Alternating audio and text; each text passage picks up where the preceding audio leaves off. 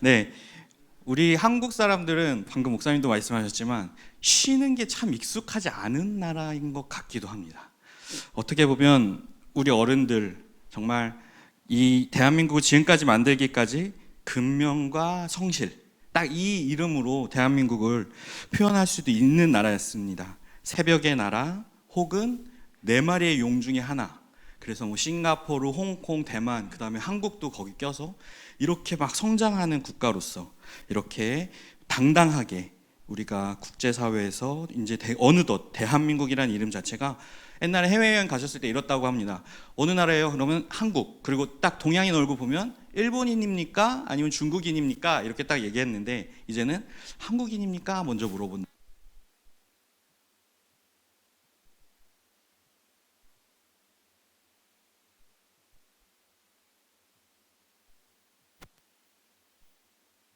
네, 됐습니다. 네, 감사합니다. 네, 그래서 한국 하면 떠오르는 게 뭐가 있을까라고 했을 때 한국 하면 뭐가 떠오를까요? 인터넷 속도. 네. 인터넷 속도가 220개국 중에 당연 1위라고 합니다.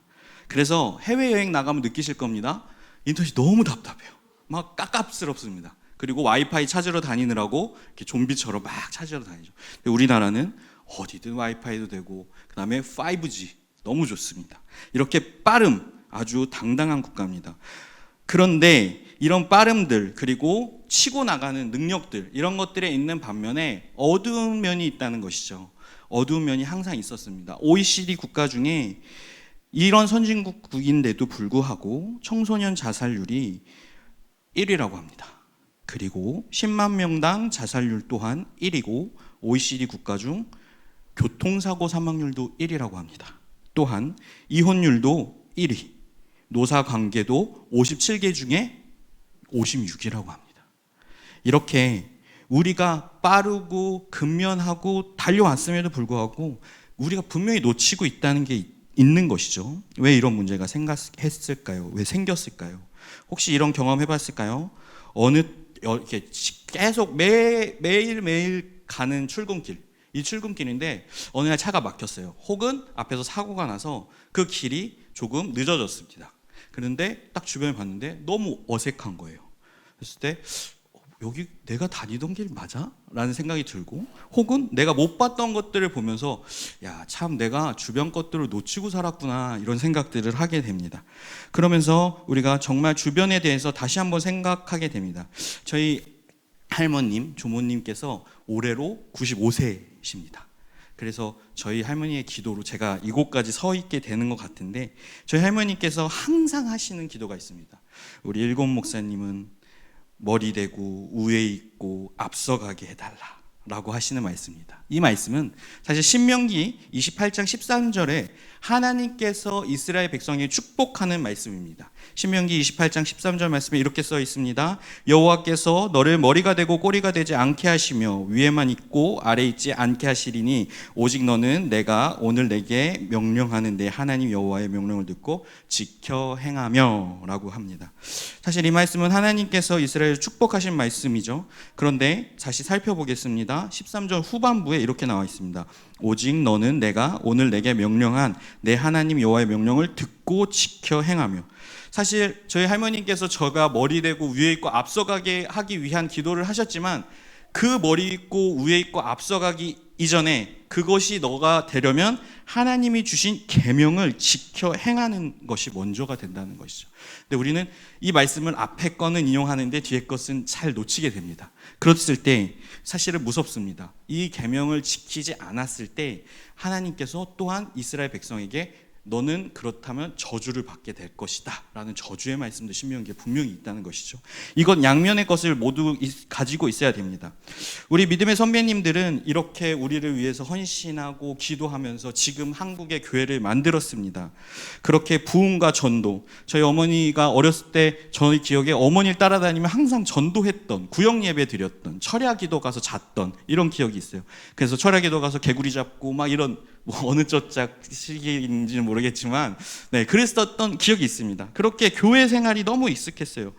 그런데 그리고 또 우리가 열정적으로 경배와 찬양을 하고 우리가 열정적으로 했었던 때가 있습니다.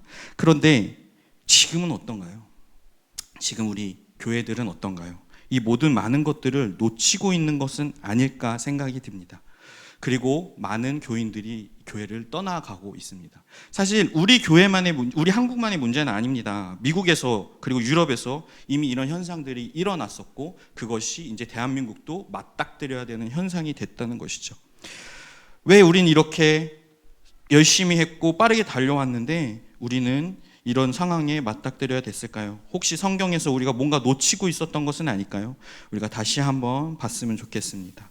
현재 여러 가지 상황들이 있겠지만 우리가 하나님이 주신 계명을 오늘 다시 한번 살펴보고자 합니다. 우리가 계명 속에서 하나님께서 주신 계명을 우리가 어쩌면 놓쳤을지 모르기 때문에 우리가 다시 한번 살펴보기 원합니다. 우리가 이 말씀, 오늘의 말씀, 즉 안식이라는 계명을 다시 한번 오늘의 말씀을 통해서 살펴보기를 원합니다. 안식일이 언급된 말씀은 십계명이죠. 십계명이 성경에 2번 언급됩니다. 출애굽에서 한 번, 신명기에서 한 번. 여러분 혹시 십계명 10가지를 다 자신 있게 외울 수 있는 분 손 들어. 네, 그건 안 하겠습니다.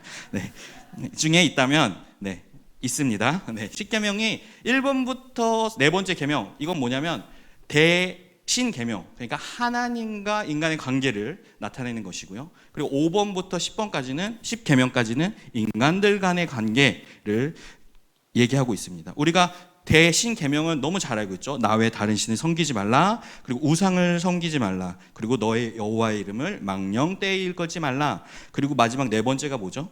바로 오늘의 본문인 안식일을 거룩히 여기라입니다. 오늘 본문을 다시 한번 읽어보면 이렇습니다. 내 하나님 여호와가 내게 명령하신 대로 안식일을 지켜 거룩하게 하라. 엿새 동안 힘써 내 모든 일을 행할 것이나 일곱째 날은 내 하나님 여호와의 안식일인즉 너와 내 아들이나 내 딸이나 내 남종이나 내 여종이나 내 소나 낙이나 내 모든 가축이나 내 문 안에 유하는 객이라도 나그네도 아무 일도 하지 못하게 하고 내 남종이나 내 여종에게 너같이 안식하게 할지니라 라고 분명하게 말씀하고 있습니다. 많은 신앙인들이 안식일을 단순히 주일 성수 정도로만 여길 수도 있습니다. 곧 그 을에 그렇게 교회에 나와서 예배 드리는 날로 이해합니다. 우리 개신교회에서는 틀린 말은 아니지만 안식일이 본질적으로 추구하는 것은 창조주 하나님 앞에서 자신의 위치와 존재와 의미와 노동의 목표와 삶의 태도를 재확인해야 된다는 말이 오늘 신명기 5장 14절에 나와 있다는 것이죠. 이렇게 예배 행위는 단지 주일날 와서 앉아서 듣고 가는 것뿐만 아니고 거룩하신 하나님 앞에 나와 절대적인 나와 하나님 간의 고독의 시간을 갖고 하나님의 말씀을 귀 기울여 듣고 나의 소명을 재확인하는 시간입니다. 그래서 우리가 한 주간의 일상에서 하는 일이 각자 하나님께 주어진 사명인 것을 다시 확인받고 일에 주기적으로 물러나서 하나님 자신과 세상에 깊이 관조하고 침묵하는 시간이 우리에게는 꼭 필요한 것입니다. 그럼 여기서 이 십계명이 왜 이스라엘 백성들에게 주어졌을까를 봐야 될 것 같습니다. 이스라엘 백성이 하나님의 백성인 것은 맞습니다. 아브라함을 부르셨고 아브라함에게 이 모든 땅과 수많은 별들이 너의 자손이 되게 하리라 라고 하면서 이스라엘 백성들이 생겨났죠. 이제 아브라함부터 해서 이삭, 야곱의 12 아들들 그리고 요셉을 통해서 애굽으로 이집트로 갔습니다. 그런데 애굽에서 갔던 이 백성들이 결국에는 하나님을 알지 못하는 왕이 나타나면서부터 이스라엘 백성들이 그 자신들의 정체성을 조금씩 일어났던 거죠. 그것이 1년, 2년, 3년, 그리고 10년, 50년, 100년 넘게 이렇게 이스라엘 백성들은 애굽에서 이집트에서 노예로 살아갔던 것이죠. 혹자는 그들이 우리가 생각하는 것보다 억압받지 않고 채찍에 맞은 노예는 아니었을지도 모릅니다 라고 얘기합니다. 그런데 그게 중요한 것이 아닙니다. 그게 중요한 것이 아니고 자신의 정체성을 잃어버렸다는 것이 이들에게는 가장 큰 비극이었다는 것입니다. 그들은 자신이 하나님의 백성으로서 어떤 가치를 따르고 어떤 삶을 살아가야 되는지 잃어버렸던 것입니다. 그저 시계바퀴 돌아가듯이 하루하루 이집트라는 제국 속에서 순응하면서 살아갔던 것이죠. 이것이 이스라엘 백성들이 뒤돌아왔을 때 고통이었던 것입니다. 출애굽기 23장에서 25절까지 이런 말이 있습니다. 여러 해 후에 애굽 왕은 죽었고 이스라엘 자손은 고된 노동으로 말미암아 탄식하며 부르짖으니 그 고된 노동으로 말미암아 부르짖는 소리가 하나님께 상달된지라. 하나님이 그들의 고통 소리를 들으시고 하나님이 아브라함과 이삭과 야곱에게 세운 그의 언약을 기억하사 하나님이 이스라엘 자손을 돌아보셨고 하나님이 그들을 기억하셨다라는 것입니다. 그들은 무언가를 잃어버리고 살았던 것입니다. 그저 고통 속에서 울부짖을 수밖에 없었다는 것입니다. 하나님께 울부짖은 것도 아닙니다. 그냥 그 고통이 너무 자신들에게 버거워서 울었다는 것입니다. 그 세상의 굴레 속에서 고통스러운 나날을 살아가면서 그들은 자신들을 잃어가고 있었습니다. 그런데 그들이 잃었던 것 제일 첫 번째, 하나님을 잃었는데 그 하나님께서 하셨던 첫 번째인 천지창조 이야기조차도 이들은 알지 못했습니다. 잃어가고 있었던 것이죠. 우리는 창세기를 너무 잘 압니다. 마치 이스라엘 백성들보다 먼저 안 것처럼 우리는 창세기를 너무 많이 알고 있습니다. 창세기 1장 1절 뭐죠? 태초에 하나님이 천지를 창조하시니라. 입에서 쭉 나오죠. 이런 것처럼 우리 천지창조. 그런데 우리가 창세기를 보면서 주목할 점이 있는데 우리가 너무 이 선악과에만 집중을 해서 마치 창세기가 이 선악과를 위한 창세기처럼 이 앞절이 1, 2장이 그런 것처럼 보여지는데 사실 우리가 먼저 봐야 된 것은 하나님께서 사람을 만들고 세상을 만들고 하셨던 행동입니다. 그것이 바로 오늘 창세기 2장에서 2장 2절에서 3절까지의 말입니다. 하나님이 그가 하시던 일을 일곱째 날에 마치시니 그가 하시던 모든 일을 그치고 일곱째 날에 안식하니라. 하나님이 그 일곱째 날을 복되게 하사 거룩하게 하셨으니 이는 하나님이 그 창조하시며 만드시던 모든 일을 마치시고 그날에 안식하셨음이니라 라고 말씀하십니다. 하나님께서 일곱째 날에 그가 하시던 모든 일을 그치고 라는 히브리어가 뭘까요? 2절에 나와 있는 이 마치고라는 히브리어가 있고 또 3절에 나와 있는 안식이라는 히브리어가 있는데 이 둘은 다릅니다. 그리고 우리가 오늘 집중해야 될 히브리어는 바로 이 안식, 바로 샤바트라는 단어입니다. 우리가 안식이라는 히브리어 샤바트라는 단어는 우리가 기억하시는 것도 좋을 것 같습니다.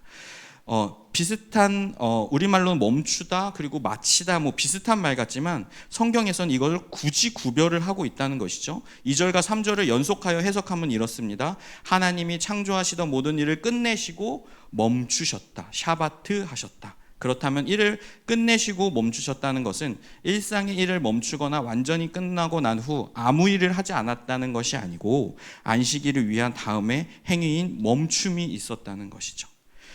창세기 2장 3절을 세 번역으로 번역하면 좀 더 이해가 쉬울 것 같습니다.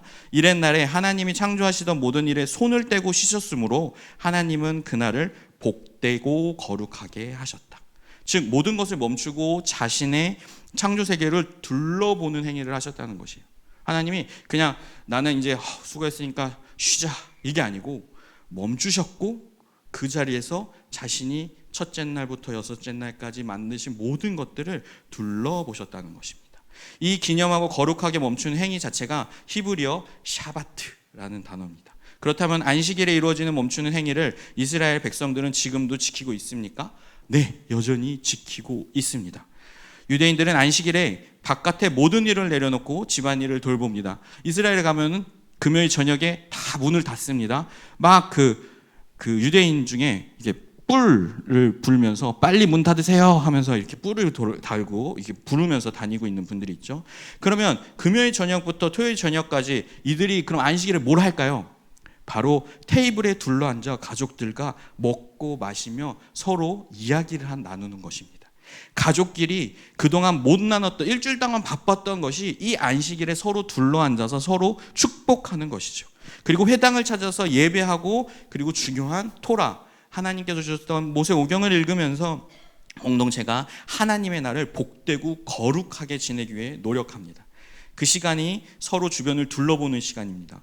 그동안 멈추지 못했던 것을 멈추고 아무것도 안 하는 것이 아니고 그냥 가만히 멍 때리고 있는 것이 아니고 분주했던 자신의 삶 속에 챙기지 못했던 이들을 챙기는 것입니다. 사실 제가 오늘 이 안식일 날 먹을 수 있는 빵을 주문을 했습니다. 그래서 성도님들께 그 성교회별로 이렇게 4덩이를 구매를 해가지고 드리려고 했어요. 주문을 했습니다. 그래서 이걸로 내 설교는 모든 게 끝났다라고 생각을 했는데 아니나 웬걸 토요일 날 주문 중이라는 데서 멈춰서 오지를 않아요. 그래서 주여 이렇게 하면서 봤어요. 택배사가 어딘지 봤습니다. 아니나 다를까 우체국이에요. 우체국은 토요일 주일날 쉽니다. 그러니까 만약에 쿠팡이나 CJ 같은 이런 말해도 되나요? CJ 같은 이런 곳은 옵니다. 그리고 기대가 돼요. 오겠지? 늦게라도 오겠지라고 생각이 듭니다. 그런데 토요일을 쉬는 날인 우체국은 바로 포기할 수밖에 없습니다. 그런데 제가 오늘 무슨 설교를 하고 있나요? 안식을 설교하면서 그들이 바삐 움직이기를 기대하고 있는 겁니다. 쉬는 것을 그들의 쉬는 것을 나의 필요에 의해서 그들이 포기하게 만드는 그 약간 어쩌면 역설적이면서도 정말 이율배반적인 저의 모습 속에서 참 이 젖어 있는 세상 속에서 쿠팡 새벽에 오늘 저녁에도 내일 새벽에 오잖아요. 그랬을 때 그들이 받는 그 새벽의 그 어떤 바쁨과 분주함, 뭐 돈을 벌기 위해 한다는 목적이 있지만 여러분 어떻습니까? 쿠팡 그렇게 열심히 일하시는 기사님들 왜 돌아가십니까? 그걸 채우기 위해서. 그런데 제가 거기에 일조하시는 겁니다. 그러니까 오늘 못 먹어도 괜찮으시죠? 네.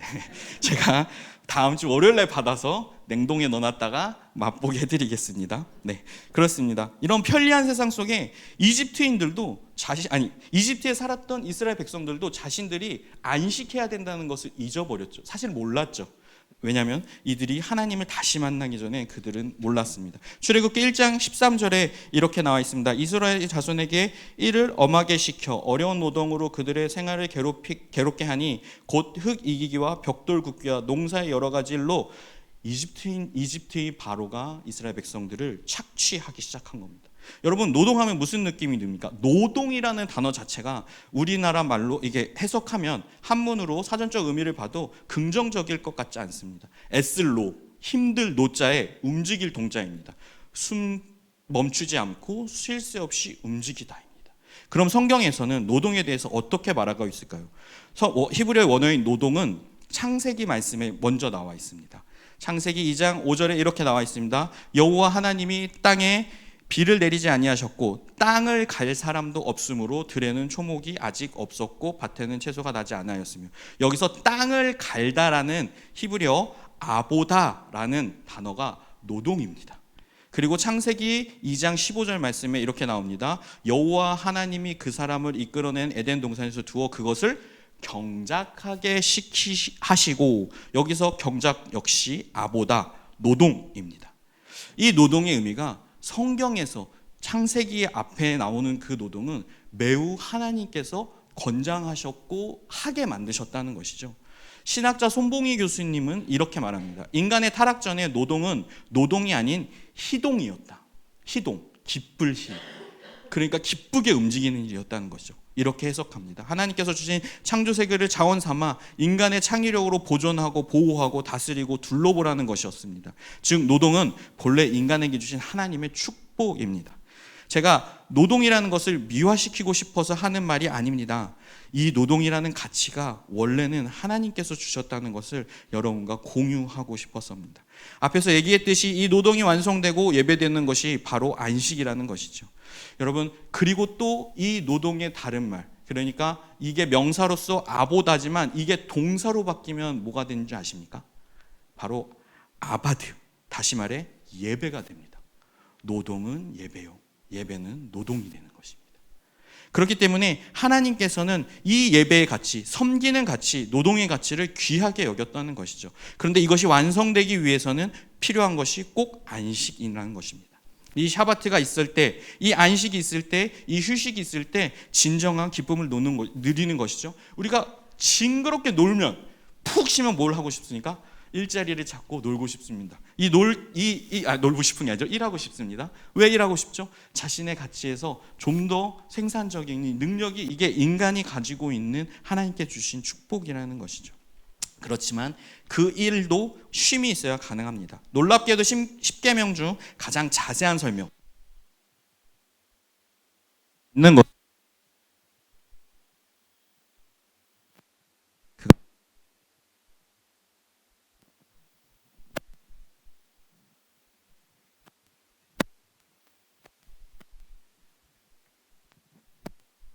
4번. 네, 감사합니다. 네.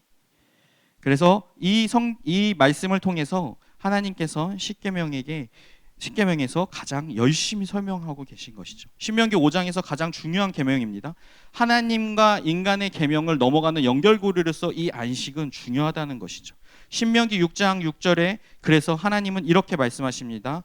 오늘 내가 내게 명하는 이 말씀을 너는 마음에 새기고 내 자녀에게 부지런히 가르치며 집에 앉았을 때든지 길을 가를 때든지 누워있을 때든지 일어날 때든지 이 말씀을 강론하며 너는 또 그것을 내 손목에 메어 기호를 삼으며 내 미간에 붙여 표로 삼고 또 내 집 문설주와 바깥문에 기록할지니라 라고 말씀하고 계십니다.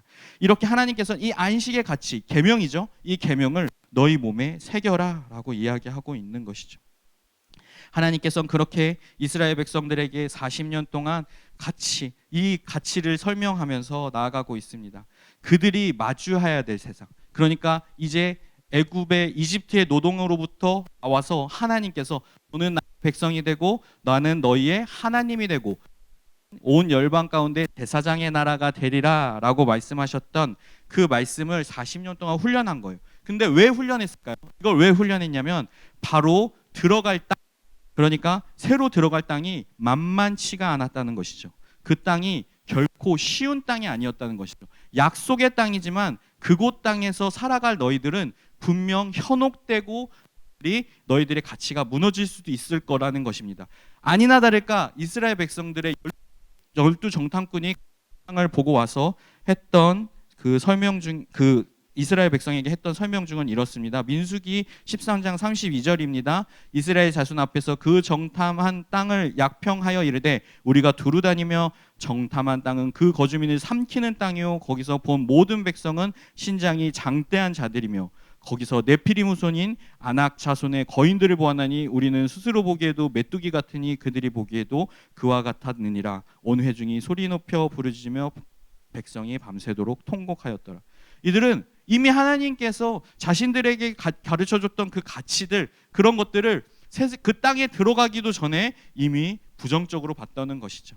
그래서 하나님께서는 그들에게 얘기하셨던 것입니다. 너희들이 이 안식일을 가서는 꼭 지켜야 된다. 이 10가지 계명을 땅, 너희들을 먹어버릴 수도 있는 그 땅에서 너희가 최선을 다해야 된다는 것입니다.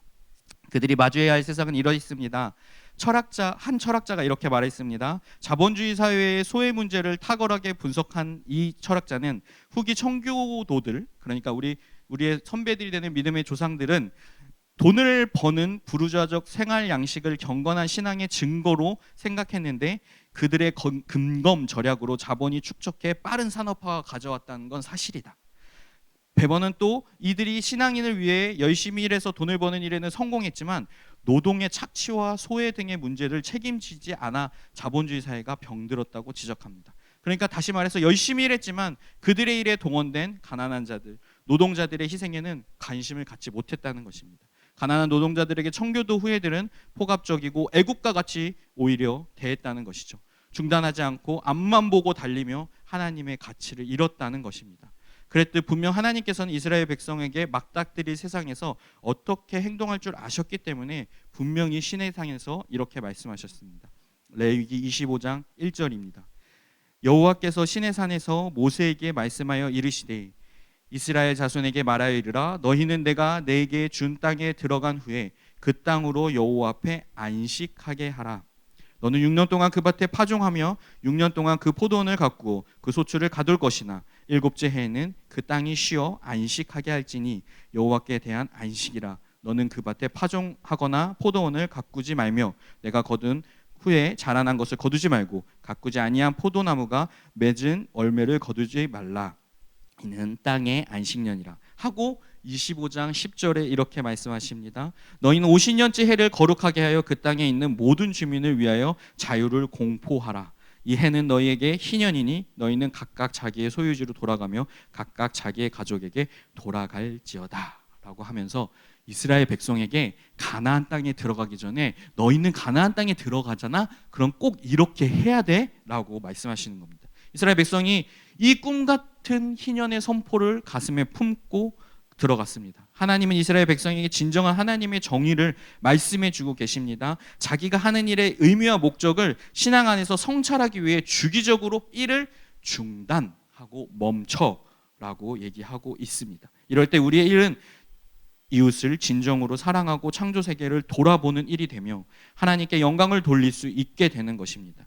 우리는 하나님과 함께 안식해야 됩니다. 우리의 일을 통해 세상의 안식을 가져올 수 있습니다. 우리가 주기적으로 쉬지 않으면 우리의 일은 곧바로 자신과 이웃에게 폭력이 될 수 있습니다.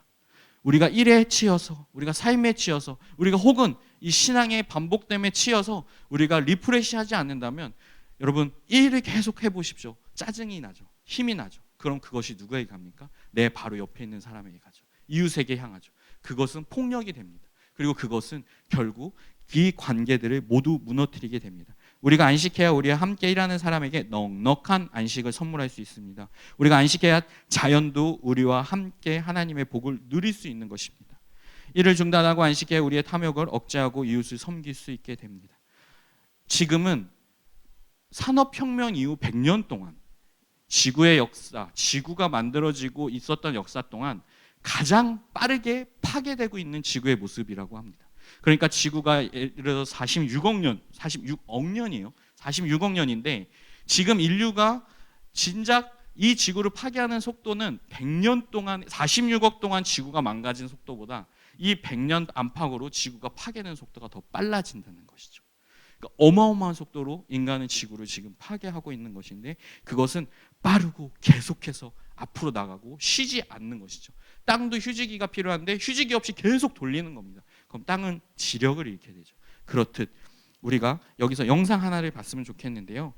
최근 전 세계가 경험한 아주 의미 있는 사건, 그리고 또 혹은 우리가 다시는 겪고 싶어 않는 사건이 있었는데요. 전대미문의 코로나19 사건이었습니다. 이 사건들이 터졌을 때 우리는 괴로워했고 힘들어했습니다. 아팠고 죽어나갔습니다. 그런데 우리가 여기서 잠시 돌아봐야 될 상황들이 있습니다. 오늘 영상을 보겠습니다. 인간이 멈춘 그 시간 지구는 놀랍고 빠르게 회복되고 있었습니다. 인간 없는 세상이라는 책을 쓴 엘렌 와이즈먼이라는 학자는 이렇게 말합니다. 우리가 없어도 지구는 계속 돌아간다. 하지만 지구가 없으면 우리는 존재가 불가능하다라고 이야기하고 있습니다. 그러면 예수님께서는 이 멈춤을 어떻게 말씀하고 계실까요? 마태복음 12장 10절부터 12절 말씀입니다. 한쪽 손 마른 사람이 있는지라 사람이 예수를 고발하려 하여 물어 이르되 병 고치는 것이 옳으니까 예수께서 이르시되 너희 중에 어떤 사람이 양 한 마리가 있어 안식일에 구덩이에 빠졌으면 끌어내지 아니하겠느냐 사람이 양보다 얼마나 더 귀하냐 그러므로 안식일에 선을 행하는 것이 옳으니라 하시고 안식일이지만 예수님께서는 양을 구하라고 하시면서 하나님 분명 이스라엘 백성들이 애굽의 땅 종살이했던 그때의 구원에 대해서 하나님이 예수님께서는 안식일에 대해서 재조명하십니다. 예수님께서는 안식일의 참된 뜻을 깨닫고 안식일의 참된 인간화 구속과 창조를 회복하십니다.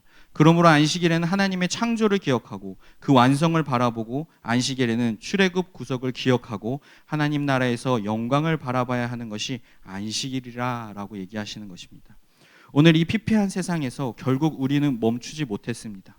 우리는 노동 현장에서 착취의 현장을 많이 봤고 아프리카에서 우리는 커피를 너무 맛있게 마시고 있지만 그곳에선 정당한 대가를 받지 못하는 그 노동자들이 쉴 새 없이 지금도 착취를 당하고 있습니다. 예배하라고 사람을 지으신 것이 아니고 하나님께서 노동을 하면서 예배를 배우라고 말씀하셨습니다. 노동하면서 얻은 행복 가운데 하나님의 예배의 기쁨을 누리라는 것입니다. 노동의 기쁨은 합당하고 노동의 대가를 얻는 것입니다. 그런데 이 노동조차도 하나님께서는 쉼이 있을 때 가능하다고 말씀하십니다. 예수님은 바리새인들과 서기관 등 이스라엘의 지도자들을 향하여 한동안 멈추지 않고 이들에게 너희는 깨어 있어야 된다. 너희는 변해야 된다라고 말씀하시면서 예수님께서는 한동안 시선을 멈추시고 이렇게 말씀하십니다. 마태복음 11장 28절의 말씀입니다. 수고하고 무거운 짐진 자들아 내게로 오라. 내가 너희를 쉬게 하리라 말씀하십니다. 예수 언어는 그곳 땅에서 가장 형편없고 당시 상황에서 어려운 사람들 바로 갈릴리 백성들에게 향하여 말씀을 전하십니다. 예수님께서는 땅의 백성들 즉 세상 가운데서 예루살렘에서 보기에는 너무나 정말 미천한 자들이고 저들이 무슨 하나님의 백성이야라고 하면서 저들이 정말 하나님의 백성일까라고 의심하는 자들로 그들에게 손가락질했던 그 자리에서 예수님은 그들과 함께하면서 이렇게 얘기합니다. 변두리에 살면서 그저 그 속에 들어가지도 못하고 멀리서 그들을 바라봐야만 했던 낮은 자들에게 하는 예수님께서는 수고하고 무거운 짐진 자들아 다 내게로 오라 내가 너희를 쉬게 하리라 라고 하면서 그들의 분주함과 바쁨을 멈춰 서게 하시는 것입니다. 우리는 지금껏 빠르게 쉬지 않고 달려왔습니다. 경제적 대성공과 발달, 선진화를 꿈꾸며 끝없이 질주했습니다. 그런데 코로나 이후 우리가 돌아볼 삶은 우리가 중요한 것이 무엇인지 다시 한번 바라보게 했습니다. 우리는 지금껏 빠르게 달려왔지만 이제는 멈춰설 때입니다. 그 선진화 그리고 끝없는 질주, 그런데 코로나 통해서 우리가 멈췄을 때 우리는 전쟁의 소리도 폭력의 소리도 멈췄다는 것을 기억해야 됩니다.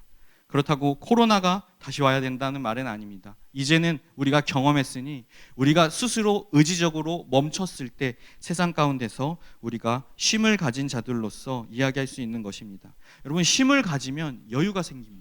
여유가 생긴다는 것은 뭐죠? 완충이 된다는 것입니다.